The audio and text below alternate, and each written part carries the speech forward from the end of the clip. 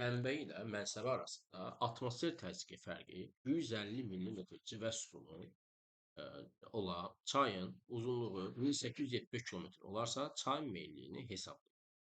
İlk növbədə onu deyək ki, çayın mənbə ilə mənsəb arasında təzyiq fərqinin 1500-150 millimetr civə sütunu olması bunun nisbi hündürlüyə çevirəriksə, bu 1500 metr məsafə deməkdir. Bunun üçün bunu necə anlayırıq? Biz bilirik ki, hər 10 metr, məsələn, hər 10 metrdən bir təzyiqimiz 1 millimetr civə sütunu dəyişdiyini nəzərə alsaq, o deməkdir ki, bizim e,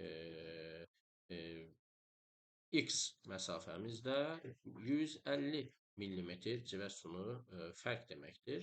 Avtomatik biz burada X-i təyin edəndə və təyin edirik ki, burada 150 ona vurmaqla 1500 metr məsafəmiz olduğunu bilir. Və belədir ki, çayın mənbə ilə mənsəb arasında, yəni çayın düşməsi 1500 metrdir.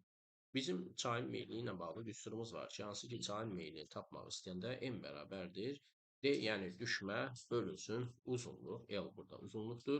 Demək ki, biz düşməni təyin etdik ki, bu 1500 metrdir. Çayın uzunluğu da 1875 kilometrdir. Demək ki, biz burada m-i təyin etmək istəsək, 1500-ü böləcək burada 1875 kilometrə. Beləcə doğru cavabımız burada çıxacaq. 0,8 metr bölünsün kilometr. Demək ki, bizim burada doğru bəndimiz 0, yəni doğru variantımız 0,8 olacaq.